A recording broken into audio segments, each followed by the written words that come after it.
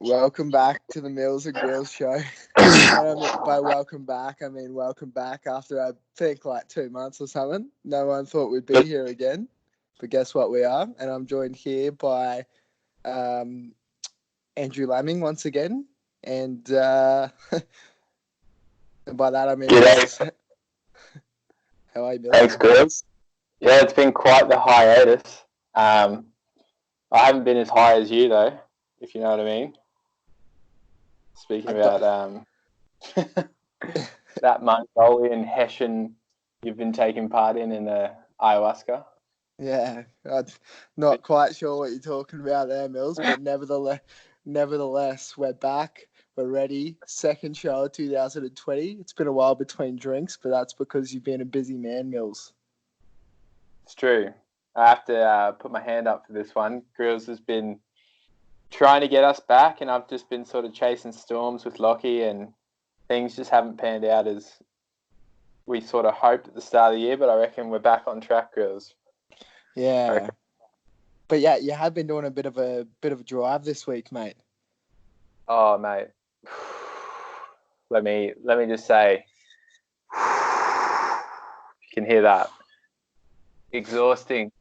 I was car shopping in Adelaide and found the sickest minivan.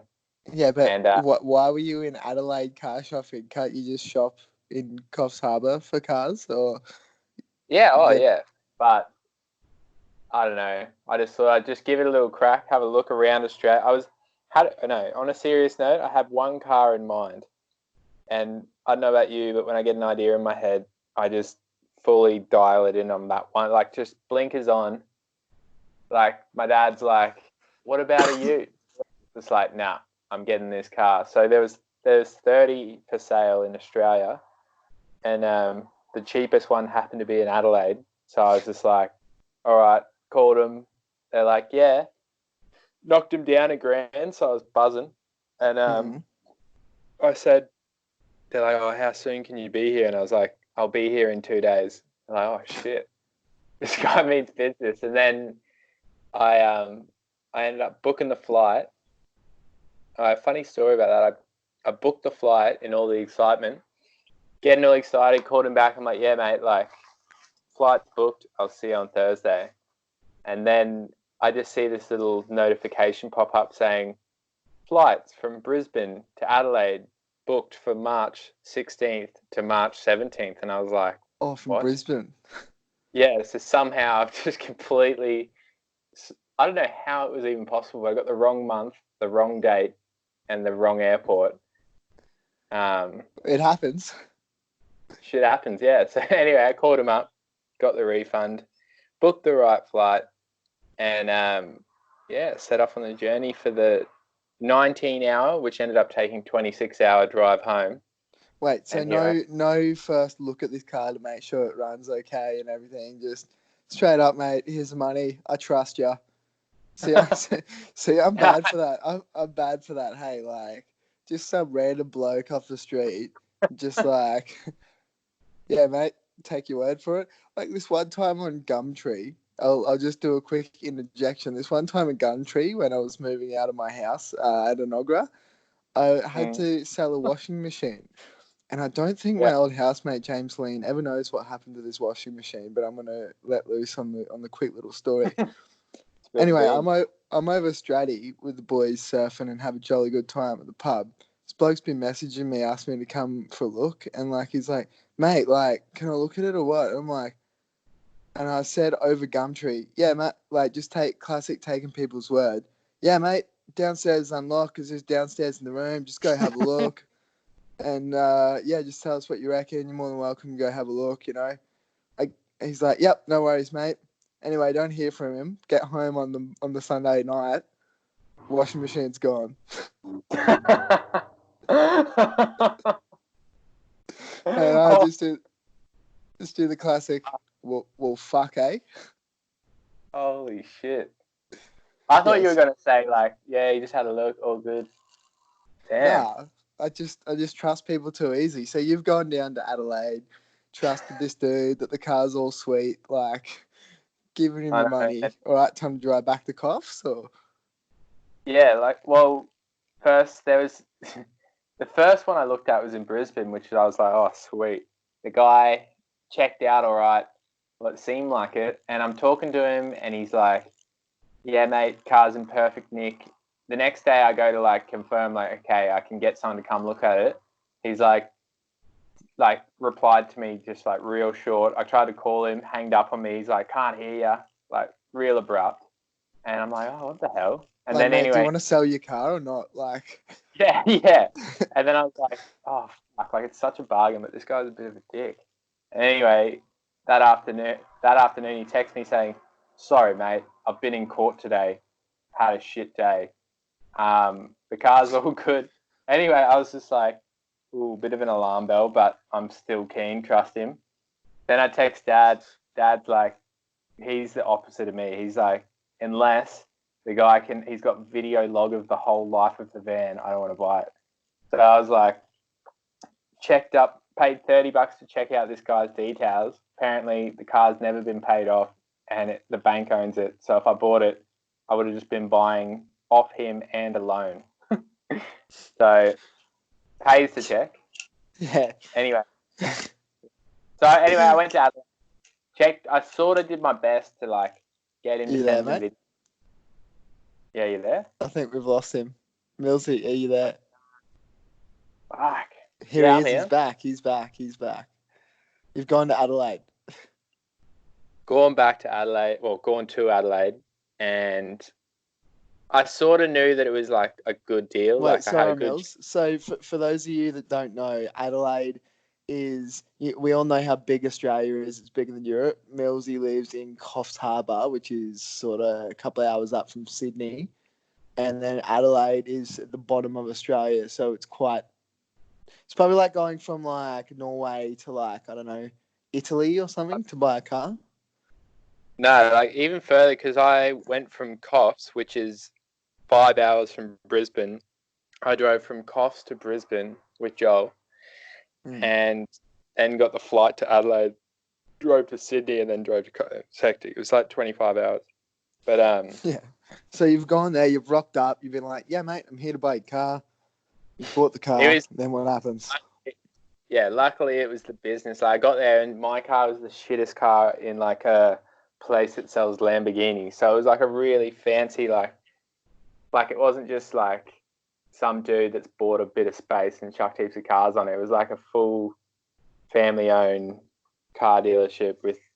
Anyway, it was in mint condition. They're like, yeah, we only take good cars. I was like, what they all say. But anyway, got it. Yeah, but I trust you. Anyway, I went for the test drive. This is pretty funny. Went for the test drive with him. I'll suss it out. And because it's different I've only ever had one car, my van.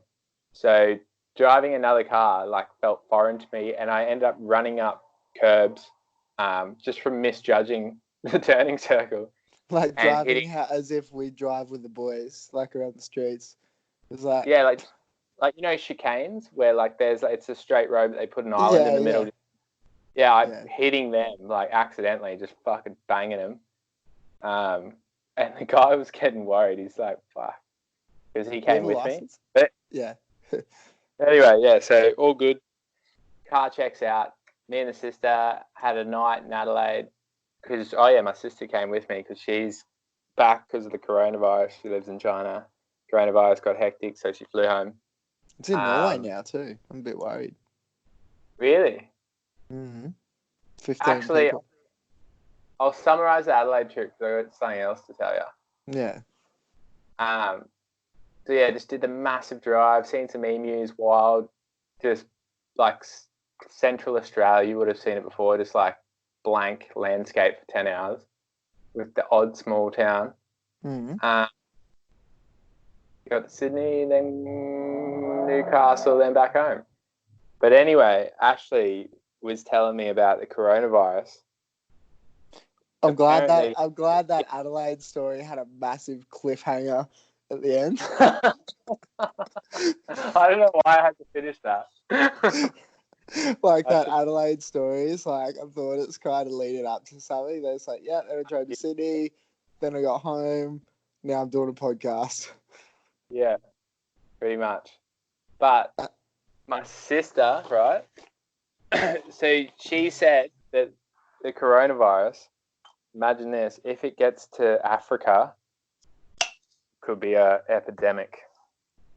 Yeah, well, I'm thinking like, you know what I seen? I seen Corona the beer, like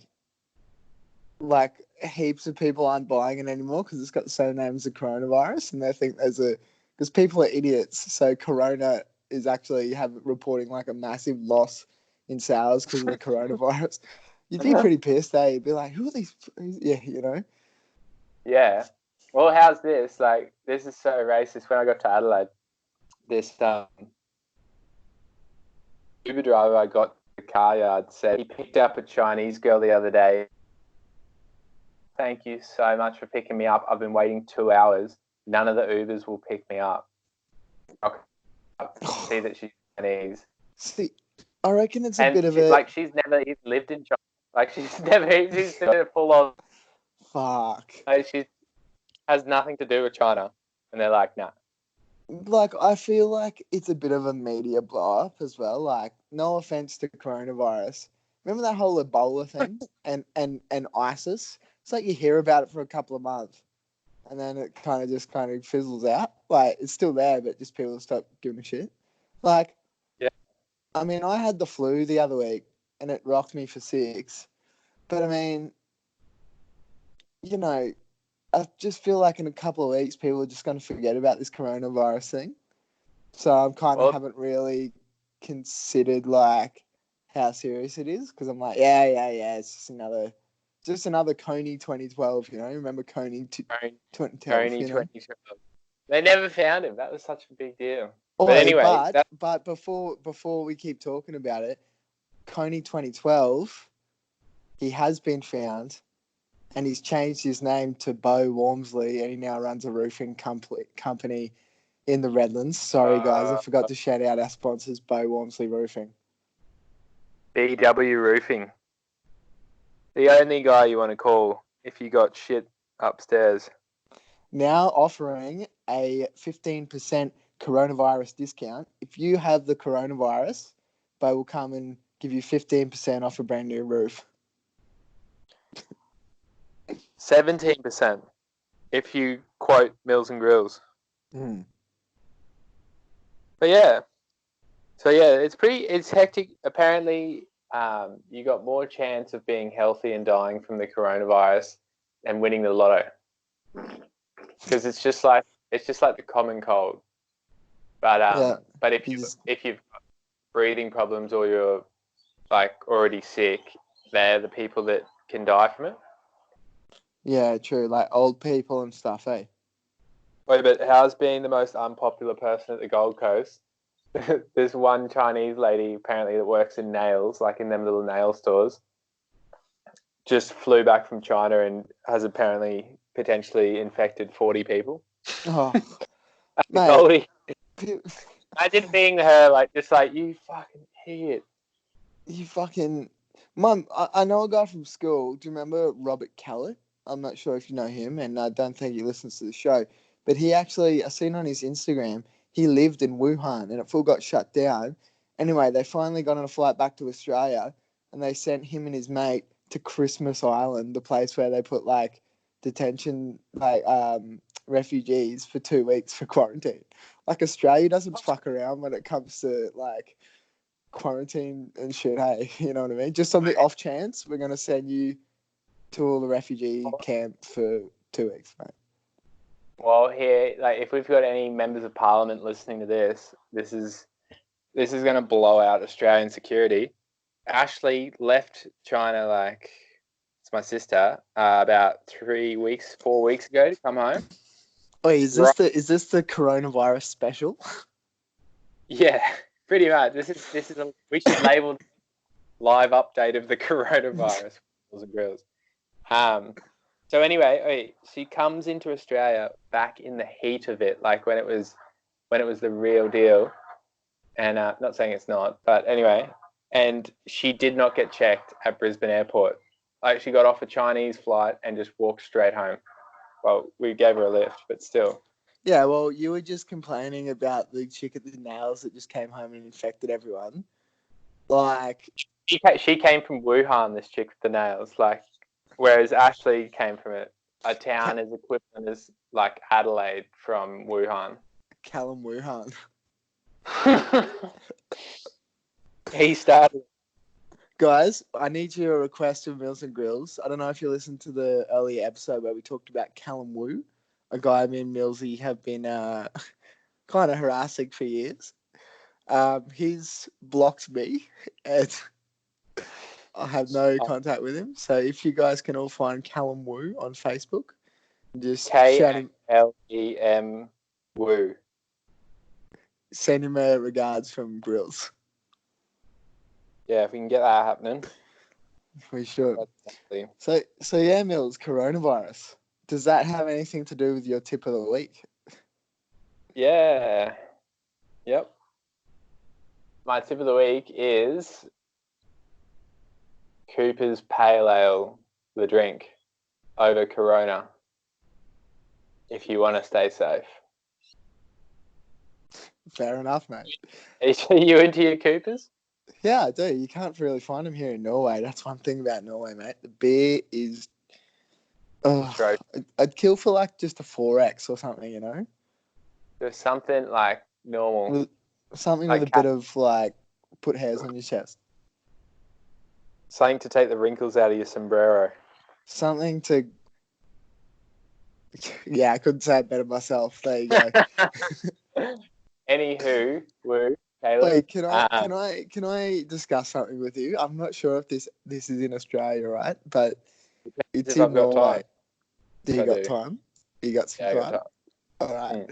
So, I'm walking down the street, right, the other day, and I see this big billboard, and it's like in the shop. It's just like you know, one of them electronic billboards. Directly above a Burger King, aka Hungry Jack's. So it's advertising the Whopper. And this has to be, I think, the worst ever advertising for a burger. Like, who the fuck is in charge of coming up with this advertisement? For me, it's doing the exact opposite. Like, it's not making me want a Whopper, and I'll tell you what it is. Have you seen it? Do you know what I'm talking about? Nah. Okay, so on this screen there's a Whopper, right?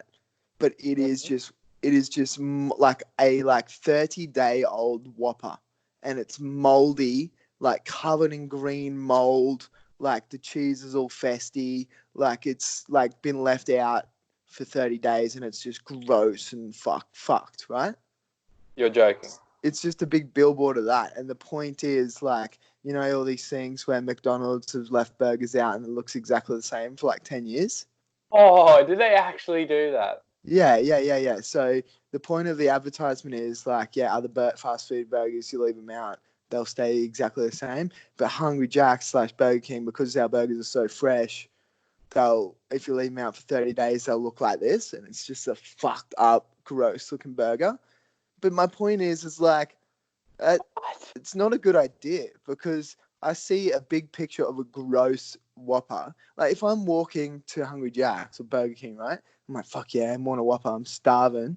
Like, go in, and there's just this big electronic billboard of a Whopper looking fucked. Like, because just under it in small writing, it says Whopper left out for 30 days. This is because our burgers are fresh. It's like a contradiction. I don't want to walk and see fucking that. It makes me go like, what the fuck? I don't want to eat that shit. That literally is like a childish little beef that Hungry Jack's has with McDonald's. That's more of a less of an advertisement and more of just an attack on McDonald's. Because I went to Iceland, and inside this hostel we stayed at, there was a McDonald's burger, cheeseburger and chips from the last McDonald's that Iceland ever had, because they got rid of McDonald's from the place. And it was like 19 years old, and it dead set looked like just like it was bought today. Yeah, that's the point. That's the point of, yeah. I reckon that even looks better than looking at a moldy thing, you know? Like, yeah, it's like a big picture on the front of Burger King of this gross fucking moldy, shitty burger. That's And you're going to buy your burgers and you're looking straight at that. You're like, I don't want to buy a burger now. I'm just looking like that must be a Norway thing for sure. Like it's just they're like pretty alternative, pretty progressive people. Maybe that's the new advertising, like that. Oh, you know what that writes off as well? That's just like, if you're gonna get fast food today, get our fast food. But like any normal burger would go moldy as well. yeah, Such a weird statement. Yeah. And speaking of That's Norwegians, we did talk about something during the week. I'm not going to really get into it, but my point is it's hard being an Aussie living in Europe just because of all the bullshit you have to go through. Oh yeah, you were telling me the other day. It sounds like a bit of a nightmare. Like for people like you and me, it's a bit of a nightmare. I don't know about you. I like to sort of throw my coat up and just forget about it. Not have to like jump through hoops, go meet. Oh, what were we saying the other day? Like in Norway, pretty much have to like get a feather off a Amazon rainforest. Yeah. Like for just an example, when you moved to England, right? How you had 10 days to go to a certain post office to like report you're in England or something, but you just don't get told about it, and it's like, how do you know this? Exactly. Like It's like, you have to go to the embassy or something, and you were with me actually, and I was like, fuck, I got to get like 8 hours away to go pick something up from an anonymous. It has to be a letterbox that you've chosen in Australia. So I was just there in Australia, like, yeah, London. I thought London was like just a walk around, like you just walk around it. So I was like, I'll just go center of London, post office, boom, 10th of January. Then I'm with you and I'm like, holy fuck, this place is huge. I got to get to like this specific location by this date. Yeah, exactly. And I remember distinctly you not knowing about it. So I've just applied for another visa for Norway, but it's like to do all these visas, like you need to talk to the police, but they won't let you talk to them unless you have this thing from the UDI immigration, which is a visa, but you can't get that without talking to the police, but they won't let you talk to them unless you got that already. Like, you know what I mean? It's like, as you're saying, it's like you got to go to Lithuania and get an egg that's laid from a specific chicken, walk that back with bare feet through the forest of Sweden and meet like a wizard that signs it. And then you can bring that to the police station located in like some small town in Norway, talk to a guy named Jeff. If Jeff's on holidays, you have to come back the next day, give him the egg, then he'll book you an appointment that's for 6 months in Oslo for your visa, but you have to get what you get at the appointment within 3. You know what I mean? Yeah, pretty much, yeah. You got to half poach the egg in front of me as well with your eyes open. And if you crack the yolk, you got to go get another one. I said to you the other day, I was like, you should just go up to him with a tattoo gun and just be like, I'll tattoo Norway on my leg. We're even. Like, just let me in. I feel like that stuff gets away in Australia. Like, you could walk up to any government official and cop and be like, come on, mate, cut us some slack. She'll be right. And they'll be like, yeah, you're right. But that just doesn't slide over here, mate, you know? No, I remember I came into Norway. I was going to see my cousin, stay at his house, go snowboarding for a bit, and leave like 2 weeks later. And the guy at the airport in customs was like, why are you here? Just straight away, like real point blank. And I was like, I'm just here to see my cousin and snowboard. And he's like, who's your cousin? Like, where does he live? And I was like, oh, Tunsberg, blah, blah, blah. And he's like, why 2 weeks? Like he just kept asking. It was like a really long conversation. Like by the end of it, I was unsure of like why I was there. I was like, this is hectic. Did I ever tell you about the time I literally got my butthole checked at the Oslo airport?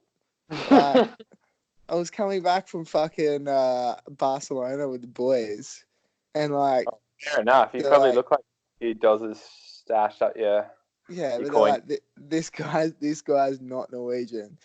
Bring him in, strip search, bend over, and I'm like, come on, mate, like, is this necessary? Did he put a finger up your bum? Huh? Did he put a finger up your bum? No, he just like, bend over, squat and cough, that kind of thing, like strip search. And I'm like, mate, like, here's my visa. I'm here legally. Like, I've just had a bend over the boys. Come on. And I was like trying to crack jokes and stuff and just wasn't having it, eh? Like, it's just like, this guy's not Norwegian. There must be something not legit about him. And I'm like, ugh. You don't really have to like drug smuggler look about you though. That's lost from airport security. It's just judge someone on character and just let them go. Yeah. Wait, did you tell me that good friend of the show, Joel, speaking of car sales the other day, you'd say you lost 19 grand? Ooh, touchy subject, but yes. Okay, yeah, touchy subject. Right, yeah, but like, in short, just some badass guy, like, just, maybe, I'll tell the story as best I can. So, Joel, he is just... Love him. Love him, like, much like us, like, trusting, like... Lovable. Works hard for his money, sexy. That big rig. Looks like Aquaman. Ripped. Biceps glisten in the sun. Okay, sorry, stop. All right. Yeah, sounds of it, yeah. But anyway, so this guy, like, everyone in Australia, all the blokes, like, the dream car is the Cruiser, like the Toyota Land Cruiser's, like, you know the one, like... If you get a Land Cruiser, you've made it. Like, as a bloke in Australia, if you get a Land Cruiser, it doesn't matter, like, where you live, how much money you got. You could be homeless, but if you just, like, pull someone out of being bogged with a Land Cruiser, there's probably no better feeling. Anyway. It's a power move, too. If someone's bogged and you rock up with a Land Cruiser and go, yeah, I'll get you out, mate, pull someone out of the soft sand with your Land Cruiser, it's just a flex, isn't it? Yeah, it's almost like, for anyone who doesn't know, like, I guess in my understanding, a Land Cruiser is like the Hulk of utes. Like, everyone's got a ute in Australia, but this one just seems to be a little bit overpowered, bit more like just doesn't break. Anyway, so Joel's keen as, like, to get one, and he's just bought one off this guy from the Gold Coast who just, like, all seems legit, blah, blah, blah. Great price, but not, like, too much of it. It wasn't like, oh, there's a Land Cruiser worth 70 grand and we're selling it for 10. Like, it was a fair price, but cheap. Sorry, Joel, if you didn't want me to tell the story, I'm definitely on your side for this. Anyway, so... Yeah, sorry, Joel. You can blame that one on me, Like, put this one on me, Joel. But we just want to get some support behind you to go and bash this fucker. Yeah, literally, like, fuck, the anger coming out of me to this guy. Anyway, so this guy, like, Joel puts down a deposit, this money, and this guy's just literally been like, yeah, mate, like, it's all, like, official that this guy did have a car yard. Like, he did have the car. And anyway, so he's saying he's going to do it, but a little bit in, he's noticed that this guy's a bit of a, like, head case. Like, I don't know if you've ever met someone who does a lot of coke, but they're very illiterate. They don't really make sense. They just, like, very unorthodox. Like, this guy apparently would text him at, like, 2 a.m. saying, just transfer money, you'll get it tomorrow. Or, like, money. Like... Hey, man! I know the deposit was 19 grand, but I need another 300 to 350 bucks, like, within 5 or 10 minutes at 2 a.m. or something. Yeah, like, anyway, so this all went down. Anyway, we're all holding high hopes. Like, yeah, like, this guy, he's probably just a cokehead. He's probably spent it, but he's gonna give it back. And then me and Joel had the grand plan. Let's go to the Goldie and, like, just get the money off the guy. Like like, I know most people look at me and think that I'm a debt collector, but like, I'm pretty nice. But I was ready to like step it up for this moment. Anyway, we get down there and the car yard's legit. Like, we see the car. Sorry, Mills. Do you got some crackling going on Hold on. every time you speak? I mean, Huh? how's this? Yeah, that's crystal clear, mate. Oh, epic. Yeah, so we go down there to check this car yard out, and it's full on legit. So we were stoked because we're like, this was before I went to Adelaide. We're like, all right, if he tries to bluff you again and say I haven't got your money, literally just say to him, I'm not walking out of here unless you give me $19,000 worth of car or cars. Yeah, you know what I mean? At least give me some wheels or something, you know?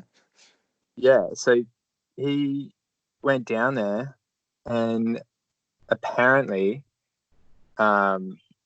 truthfully, like he gets there and they're like, mate, that guy left 3 weeks ago.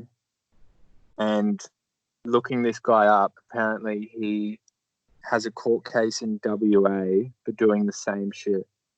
So he's just like, this guy, just for anyone in Australia, is bouncing around Australia now. I'm guessing like if he's going from WA to Queensland, he's going to be in New South Wales next. And apparently he's got a wife and kids. I don't know what kind of life this guy's running. But yeah, pretty much like, so I'm fingers crossed for Jolie. Like, he's got a court case out against him. He's gone to the cops, and we're hoping like if they trace this guy down, he's getting his money back. That's a fact. Because this guy, he's got proof that of all the stuff. So, but anyway, and after hearing that, you would think Mills don't fly to Adelaide on the word of God. Yeah, I feel like you should be the one getting stitched up here. Like, Joel's done everything by the book, legit. You just be like, yeah, go to Adelaide, buy some car, like drive it home. Like, you come off with a brand new van, Joel gets stitched up. Yeah, I only spent $8,000. I spent my last savings, which was $8,000, on this car, and I put it $5,000. Hey, worth every penny, mate. Don't worry about it. Yeah, it's the sickest car. But anyway, like, I put down a $500 deposit, so like there was that risk. But yeah, Joel's just got like one of them like 1 in a million unlucky. Like, the worst thing is, for a trusting bloke, like, couldn't have happened to a better bloke, and now I'm guessing he's just gonna be like, fucking don't trust anyone, you know? Yeah. Like, why would, like Joel you just live in a community where, like, I couldn't say a bad word about him, and he's had this happen. But I have. Hello, you there? Yeah, I'm here. Yeah, I have faith because remember I told that story a while back where the dude smashed my windows up in the car going to schoolies. Yeah. It was like years and years later when I got a random check in the mail, and they'll be like, yeah, they caught this guy for something else. We've linked him to your car. He's $500 for the windows. Man, that's so true. And like, it will happen. Khan will catch up to this bloke. And it's like a savings plan, isn't it, at the end of the day? Yeah. So we won't lose faith. But literally, me and the boys, we do a lot of driving around the coast. So I'm just always going to have my eyes peeled for this fucking... Don't know what I do. I'll keep a watch over here in Norway for him, mate. Yeah, mate. Imagine that. He literally... There's this Aussie non-Norwegian speaking dude just trying to sell cars in Norway. He wouldn't have much luck. Picture it full on snow. Yeah. John Snow.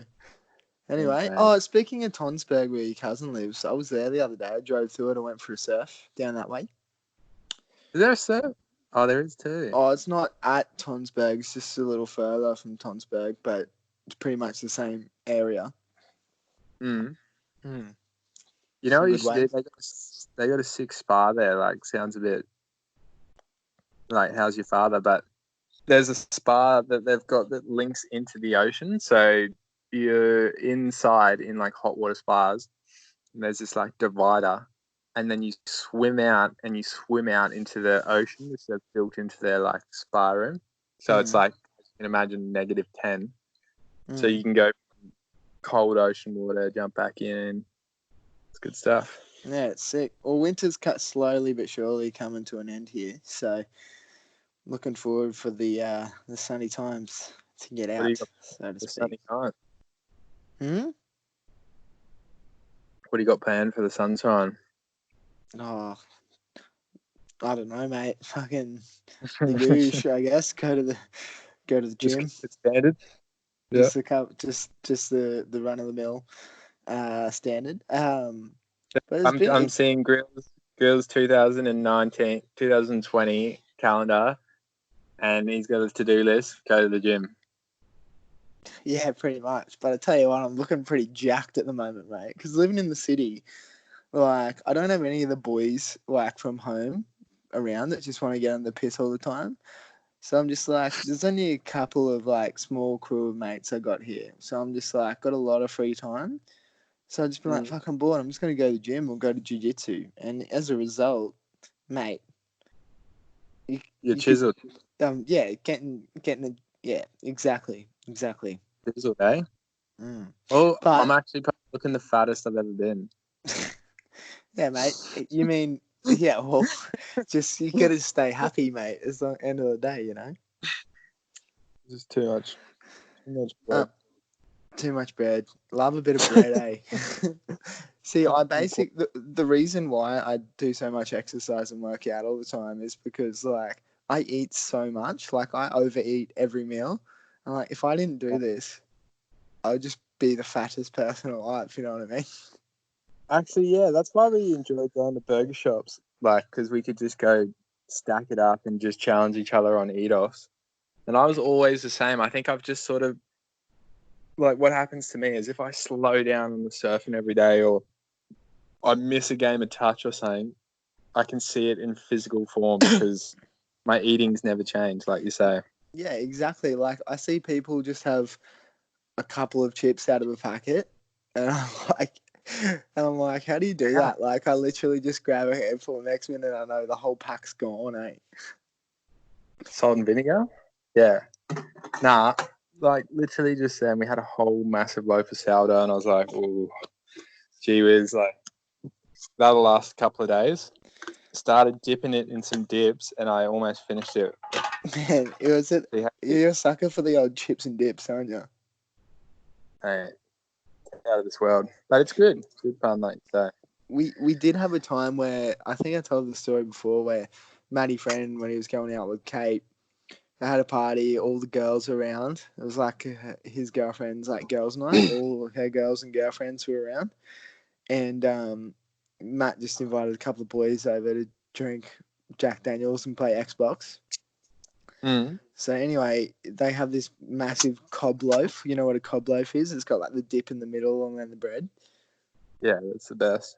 Yeah, and anyway, I just hooked into that before any of the girls that it was there for got to have basically any. And then even to the extent that I was full, so I took the rest of it and put it in my pockets, like chip and dip. And then we went out. I was eating cob loaf out of my pockets.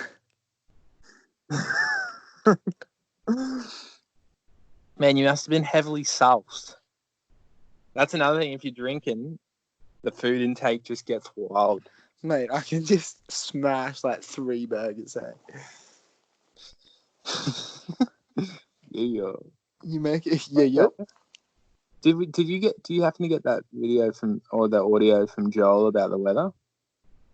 Oh, that's another story. So I did, however, my brand new Mac that I bought in like April is now at the shop.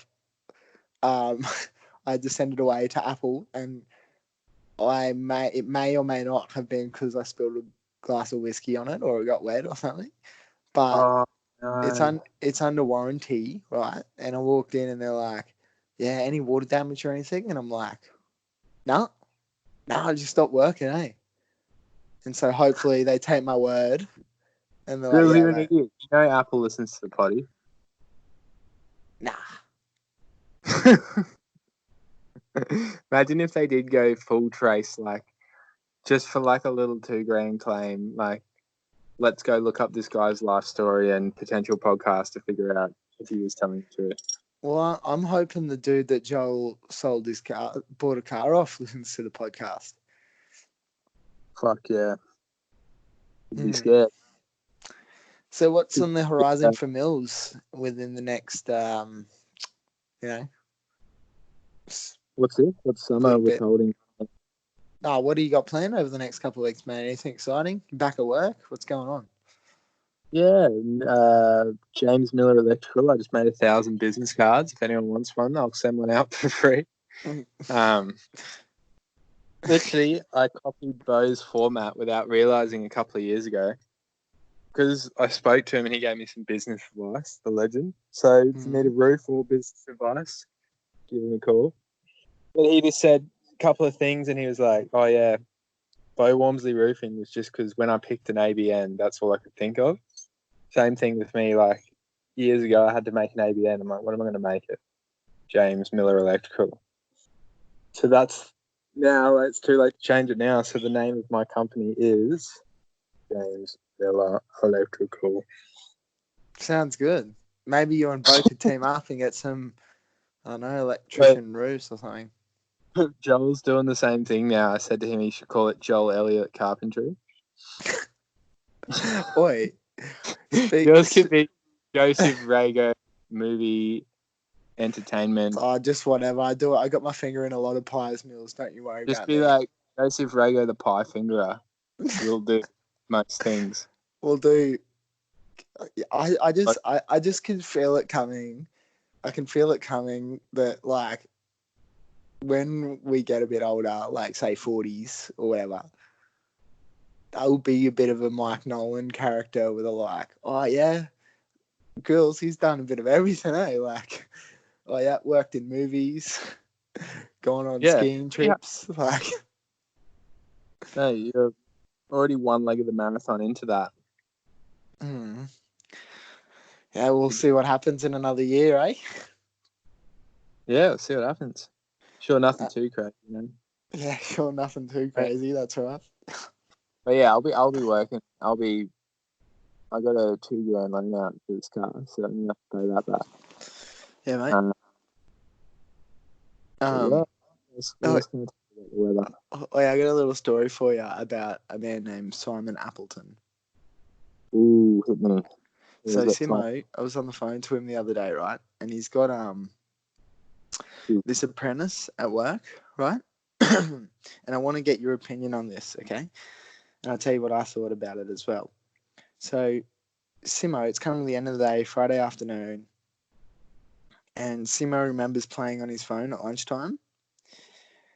And then at the end of the day, he's got in his car, he's driving the apprentice home, and the apprentice goes to him, hey, Simo, you got your phone? And Simo's like, oh, fuck, no. And so Simo's gone around the whole building site looking for this phone, and he can't find it, right? So he ends up going, oh, I must have left it in my boss's truck or whatever. I didn't. Gets to work on Monday, and over the whole weekend, he's been stewing about how this apprentice asked him, have you got your phone? Because he thinks that the apprentice knows where he is or has done something or something, and it's just been stewing on him. Anyway, he's gone to work, he's gone off at this apprentice, like, you know where my fucking phone is. Don't lie to me. Like, you fucking asked. Why would you ask that if you didn't know, right?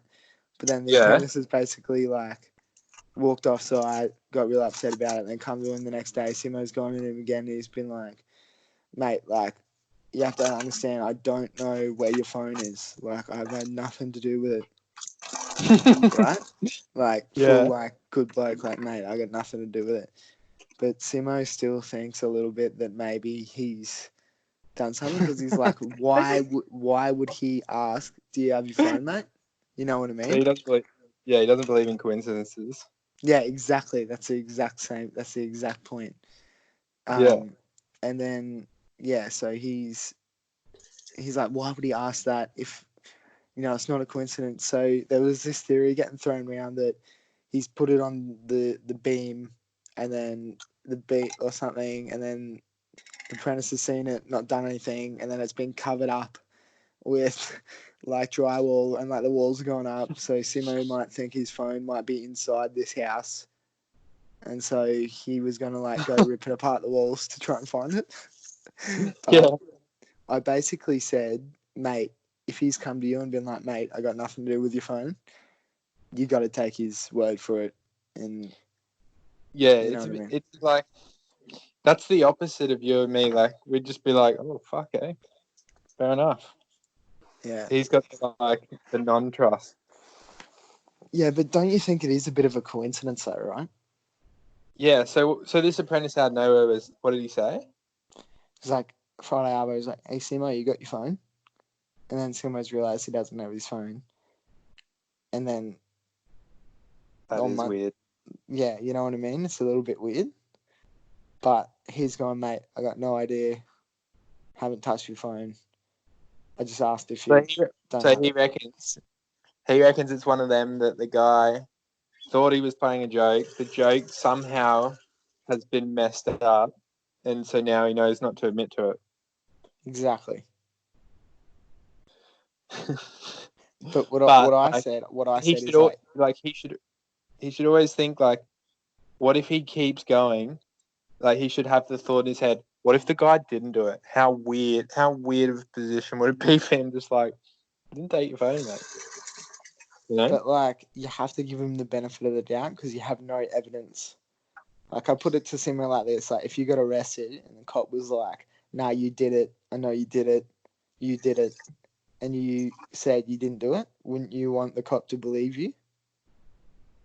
Yeah. Like, you have to have, the only bit of evidence is that. That's hectic. How good was his phone? Is it like the new Samsung or something? Oh, it's probably a shitty phone, but it's the principle, you know? Yeah, like, fuck. That's just going to be awkward between them now. True. Yeah. It's true. Simo reckons he apologised to him and smoothed it over, but he still has it burning in the back of his head that he thinks that. I reckon, like, next work party, they're all wasted. He'll be like, he'll go over it. And he'll be like, mate, just be honest. Like, did you do it? And then the guy will say yes, and he'll deck him. Or like the guy will be like, mate, remember like 5 years ago how you lost your phone? Yeah, I fucked up and I lost it. And like, he'll just cop a coward punch it. Try get him on the podcast. Just interrogate him. Like a full interrogation now. Well, yeah, we got to do it, eh? I just act like we just genuinely want to interview him. And then you just butter him up the whole time. And I'll just come in and be like, you stole his phone, didn't you? My goal for 2020 is to get Callum Will on the podcast. Yeah, well, we share a similar goal. But that's a life goal for me. Sometimes to catch mackerel, you got to have a big line and a strong reel. And make sure it doesn't get sharked. Fuck, Callum Wu. I used to question if he even exists. Like, he's so elusive and like mythical kind of fellow. Like, how do you not meet someone? The Redlands is such a small place. Never met him. Wait, for new listeners, can you go over who Callum Wu is again? Callum Wu, like, we're just at school. How did we take to him? Was it just like a comment on Facebook? Yeah, something like that. We just used to have a bit of fun on the old socials and just like to talk to anyone and just like, I don't know, have a bit of a laugh. And we seen Callum Wu, or Callum Wu, as they call him in France. We don't even know him. We know people that do know him, never met him, which was weird enough because like we all feel like we know, not just us, but everyone. He's been a big part of our life for the last like 10 to 15 years, eh? Yeah, so just with me and Gryllz, like, just had to find him. Like, it was just, you had to, like, we will meet him. So we tried to link up, probably sent a bit weird messages trying to hang out, like, always inviting him to, like, our birthday parties or tagging him in everything. Tagging in stuff, like, just, do you find this funny as well? Like, if you're going to tag anyone in a post, we'd add him too, make him feel included. And then, or we'd be like in someone's random thing, or like say, you know, on Facebook, people are like, hey, I'm looking for a plumber, blah blah blah. We'd be like, oh, Callum Yeah. Wu, he's the six plumber, you know. Yeah, try to get him work. Anyway, it's resulted in us being blocked. And then what was it? Years had passed and we were unblocked just recently when we were on the potty. So we both messaged him again, responded by an instant block for both of us. Yeah. After all these years. I'm gonna try and find a way to. Oh, that's right. Remember we went through the messages. I can't do it now because I don't have my computer. But he sent me a message saying, "Hey, what's with all the random messages and tags, guys?" And I said, "Oh, I don't know, man. James Miller keeps tagging me in the same thing. I don't know. Eh? What's it?" Yeah, you sort of stitched me out. And I'm like, "Oh yeah, I think my account's been hacked, bro. I'm sorry. Like, this James Miller guy's weird, eh?" And he's like, "Aren't you guys best friends?" And I'm like, "Nah, man, that's what it looks like because he's hacked me." It's a front. And yeah, like when we were like fiddling around with the idea to start a podcast, for me, I don't know about you, it was personally just to get in contact with Callum.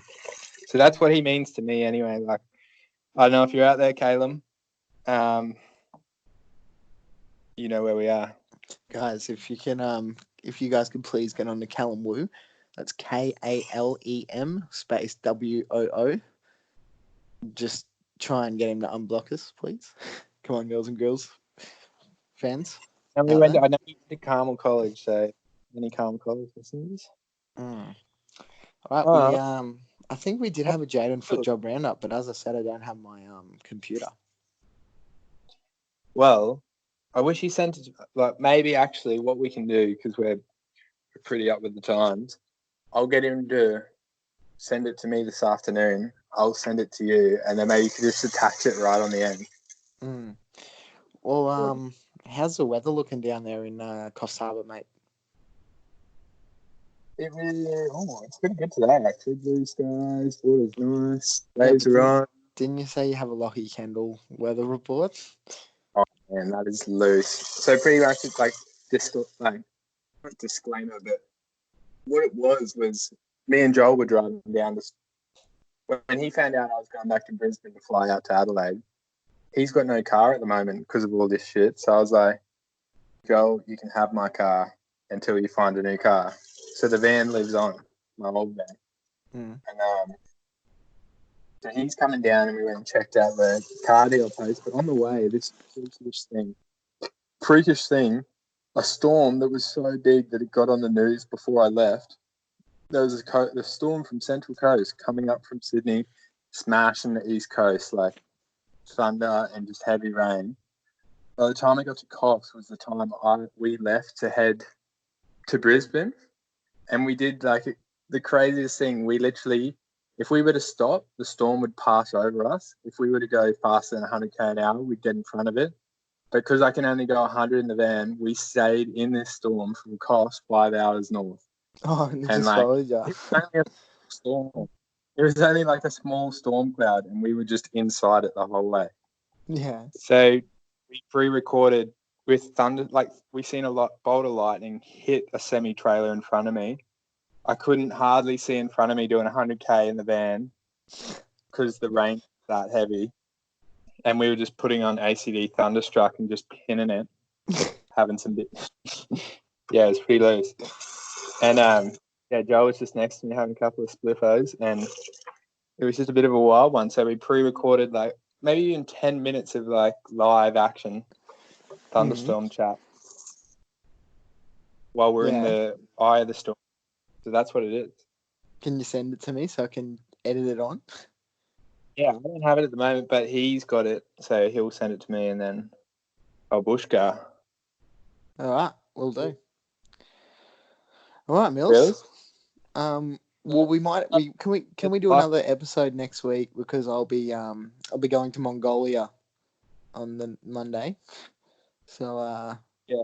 Well, this was the coronavirus episode. We'll do a proper this is probably a bit too factual for our taste, so we'll we'll go back to our roots midweek or later on the week. Yeah, sure.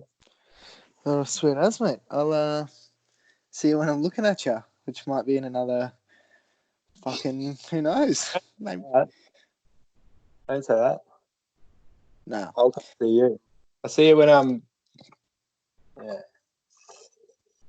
Well, we can't end it like that. What else can we say? Once again, thanks to the sponsors. New company alert, James Miller Electrical. Mm-hmm. Oh, actually, did you end up surfing that wave? Yeah. Yeah, well, we went for a surf last Sunday. What was it All like? right. Yeah, it was all right. It was cold. No, it wasn't too bad. Had my thick waddy. It was fun. Surfing in Norway's always is a good pleasure with Jolie Stevenson. That's epic. What a madman. All right, Mills. I'm going to love you and leave you, mate. Love you. Hold on. Ashley. My sister's accused me of dropping a log in the toilet. What? Should we get Ashley to sign us off? Yeah, get Ashley to sign us off. Let's say a quick thank you and thanks for listening to everyone. Hello. Hey, Ash. All right. Thanks for listening to the Milz and Gryllz show. Hey, did James just... What did James just do? What did James just do? That's my Chinese sister. Hey? Can you get her to tell her what she's accusing you of? Doing a massive poo in the toilet, which I cleaned. Jesus. Here we go, bro. But anyway, yeah, she was the conductor of coronavirus, so you don't hear from it. Patient zero herself. Straight from 51, my sister. All right, Mills, I'm going to stop recording, but I'll stand the line. All right. Yeah.